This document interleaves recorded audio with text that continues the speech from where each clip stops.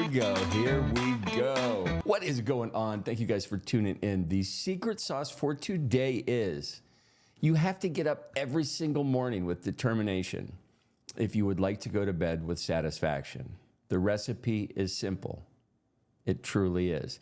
On the docket today, Hamster Kombat gears up for a record-breaking hamster token airdrop. It's all happening on the Ton network. Can they handle it? I don't know. The verdict is still out. FSIC's NFT collection tops global sales charts with Mad Lads and CryptoPunks trailing in second and third place. Bitcoin wraps up August with a 12% negative candle. We are not super happy about it, but we did anticipate this. September's historical downturn adding to the concern. But I am not worried because, again, on wax, 9/24/24 is the turnaround date. Coinbase's CEO reveals groundbreaking AI-to-AI cryptocurrency transaction.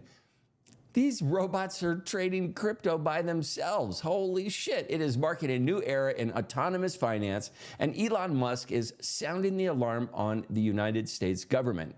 He is concerned with the overspending. They also brought this up when he had a conversation with Trump on X, which was very interesting. He also points out that Bitcoin is emerging as a potential financial safe haven. I mentioned this yesterday on the podcast. Do we see Bitcoin becoming one of the payment rails for the X platform moving forward? And Vitalik Buterin's Ethereum stash is dwindling as he is selling some. We'll get into how much ETH he has in his wallet. And I am officially watching PopCat. Chaos, Clarity, Noise, and Narrative. It is Saturday. It is the last day of the month, also known as August 31st, and it is time for some rare bits. Today, the Crypto Greed and Fear Index is coming in at a 29. We are down 6 from yesterday, riding in that fear zone. Bitcoin dominance is coming in at 56. We are basically flat. ETH dominance is about 14 plus or minus. It is up just a bit, but basically also flat, and the total crypto market cap is coming in at about $2.13 trillion, which is down a touch over the last 24 hours. The top crypto search term for the normies is Sanctum, ticker sign CLOUD. It is up 41% on the 7 days. I will be covering this particular token in my Substack tomorrow. We have 66 days until the election. And before we get into some more news, we are going to check some numbers for the nerds. And it is my favorite time of day. That is the beer horn time. And today we are sipping the organic hazy IPA from Big Country Organic Brewing Company in Austin, Texas. 8.1, and it is not a West Coast IPA, which is my favorite. Where I went, they did not have the organic West Coast IPA, so I decided to pick up the organic hazy IPA. It is absolutely delicious. It is coming in at 7.1% ABV with an IBU profile of 150, and the SRM is 5. It is absolutely delicious. They say it pairs well with grilled artichoke and flying off of the top rope. So I am an absolute fan of Big Country beer. I am glad I am here in Austin where this stuff is brewed. Couldn't be happier. Now, looking at the crypto market, you can see the Bitcoin is in the red as almost everything else is. We do have some outstanders. The two I want to touch base on super quickly are XRP and Toncoin. Have they found their bottoms? Is it time for them to move up? Currently, Bitcoin is trading well below $60,000, coming in at $58,984, down 0.4% on the day. So it is basically just crab walking sideways, as most of the other tokens are. Ethereum is trading at 2,514, BNB 533, Solana 135, Dogecoin 10 cents, Ton $5.41. We are below that 550 mark that I think is so crucial for this coin. I do see long term with this.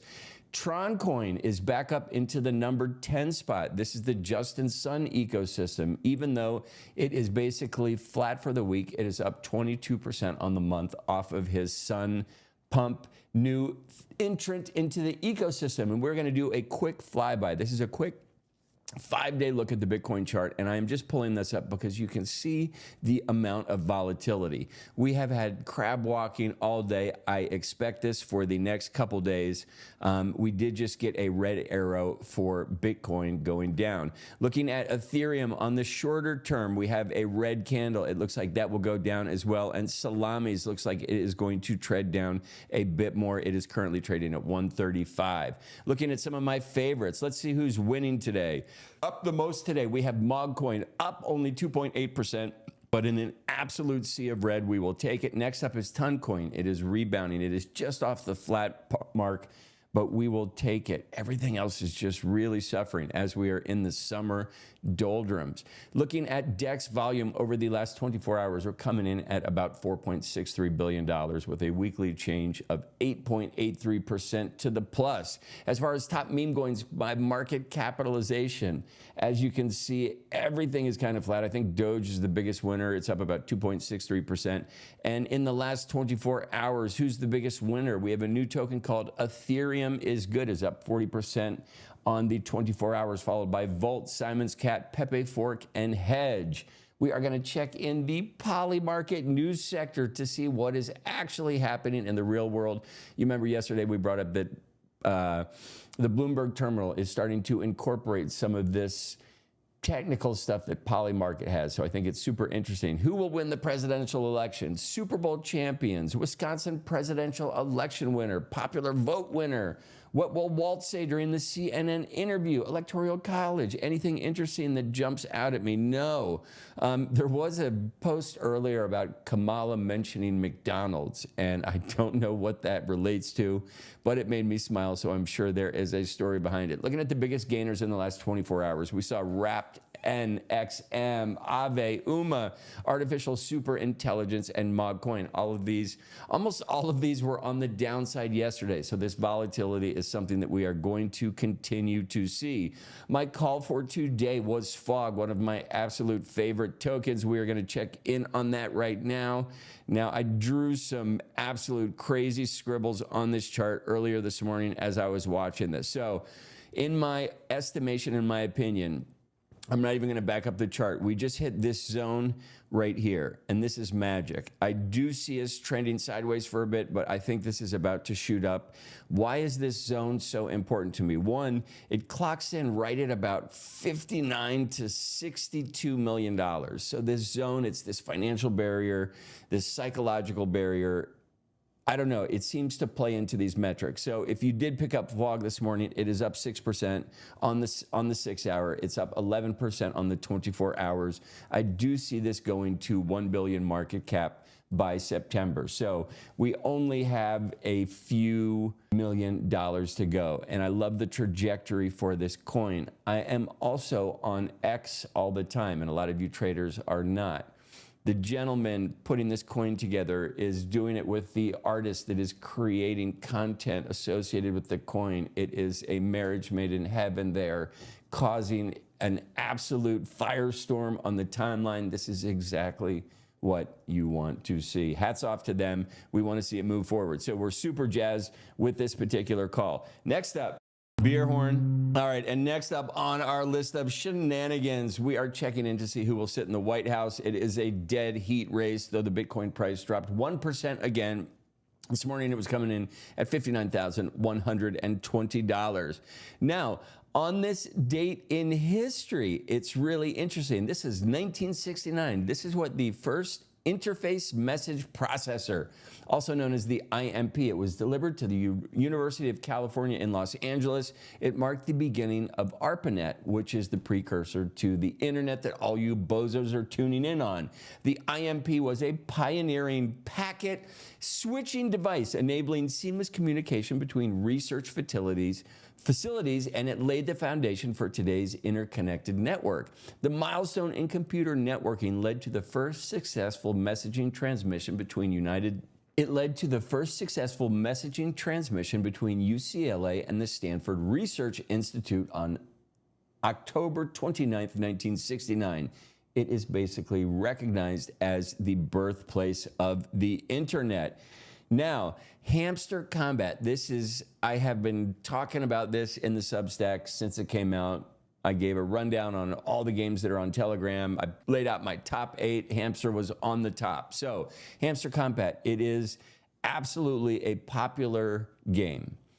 They broke the record for the new number of YouTube subscribers in one day. It was recently replaced by Ronaldo. No. Yes, Ronaldo, I believe. Anyway, let's get on to it. Hamster Kombat, they are planning the largest airdrop in history. It is all going to happen on September 26th. They will be launching the Hamster token, ticker sign HMSTR. It is all going to happen on the open network known as TON. However, TON recently experienced significant network issues. They experienced about 4 hours of downtime due to high demand from another token launch, raising concerns. Will they be able to handle the Hamster token? With over 300 million players and growing anticipation, it is going to put TON on the notice for, we are going to absolutely push the limits, making this very crucial for the entire ecosystem. Will this be a successful airdrop? Is it going to enhance the network scalability, or is it going to just overload it and the FUD is going to just outpace the community sentiment? So it is something that I am absolutely watching.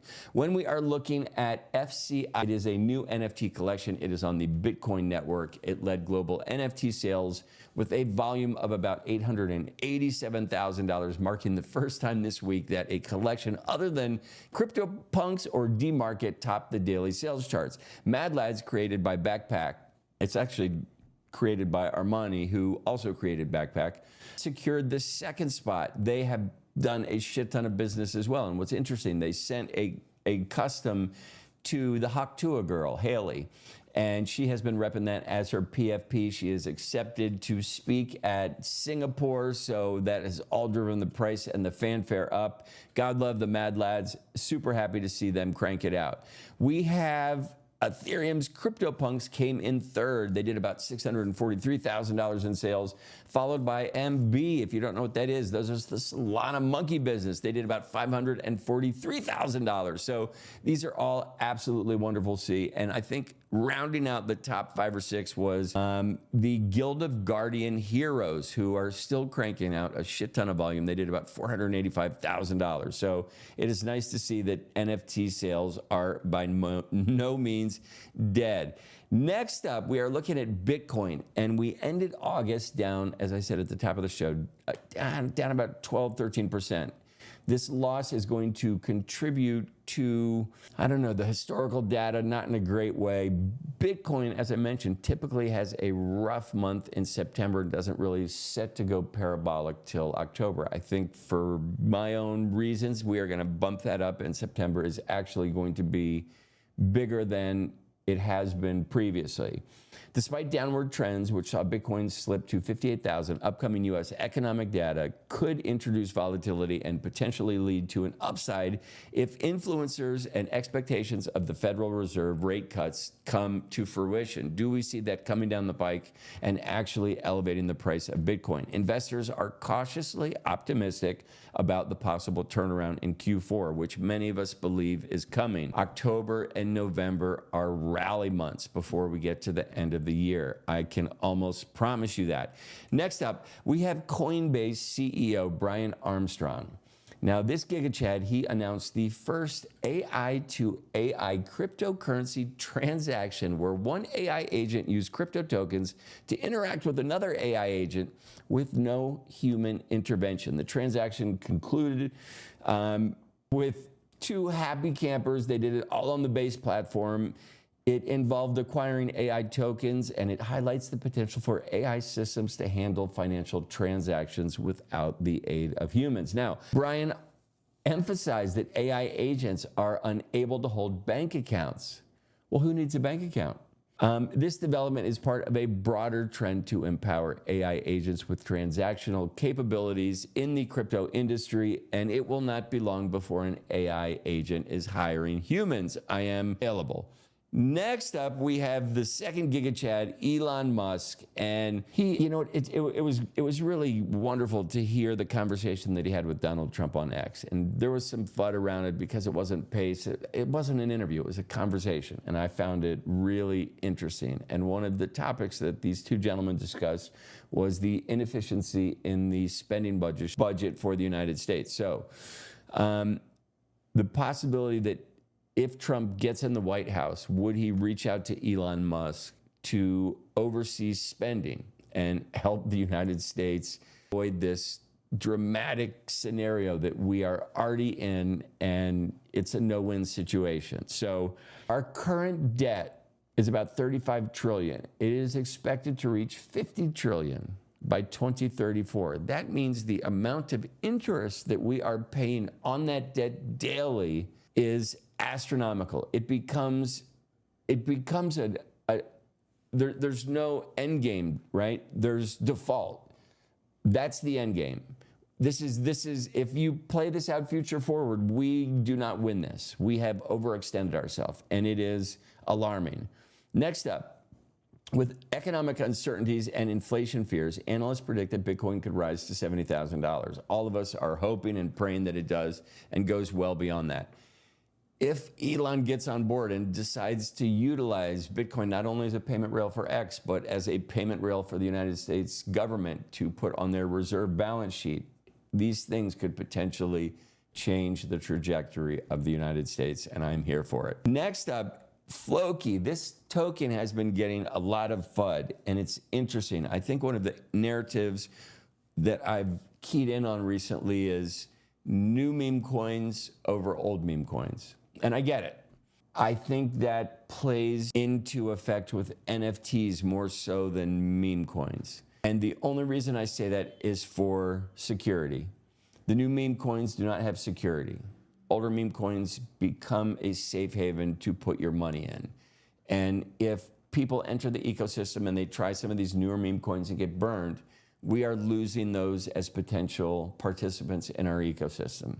Whereas if they came into the ecosystem and decided to purchase some of the older, more stable meme coins, we would probably have them for longer. They would probably do better. If they didn't trade these coins, they just held them. So there's also a stat out that says that most people who trade lose money. If you just buy a token and hold it, you win. It is really tough to do. That's actually a trading strategy. It's called a hodl. It means don't stress out, quit looking at the charts and do something else. So let's bring up Floki. So Floki presents an intriguing dilemma in the meme coin market as it continues to show significant growth, with predictions suggesting it could reach 0.0005 by the end of 24. It raises questions about whether the established meme coins like Floki can maintain their edge against the new entrants. The competition between older and emerging meme coins could shape future market dynamics. Floki's continued development and updates may challenge innovations that are new to the ecosystem. So some of these tokens that have better footing, they're going to have the ability to turn quicker and incorporate some of the new technology that comes down the pike. So that's one of the things that I like about some of the more established meme coins. Anyway, we're going to continue to watch this because it is, we are by no means done. And next up, we are going to look at Chromia. So this is interesting. They are calling this to possibly hit $5 soon. So this Chromia token, they are basically bringing an innovative blend of relational databases and blockchain technology to support their optimistic outlook. Some of the stuff that they have set to put in place are interesting. There is a detailed summary of this stuff in my Substack. So if you are interested, please tune into that. And one of the last things I wanted to talk about, we just did kind of like a deep dive on how much Chinga does Vitalik Buterin have. So the estimates at the moment are that he holds about 240,000 Ethereum. That's worth about $592 million. And what's interesting about Vitalik's holdings are, and he admits to this, that 90% of his wealth is in Ethereum, and he is an absolute believer in it. And I think future forward, it will absolutely crush things. So it will be interesting to see if his conviction plays out in the future. If you guys are enjoying this content, please subscribe to my Substack. If you are still craving crypto clarity, subscribe to my Substack. Warning, rare bits, it may cause hodling. Boom!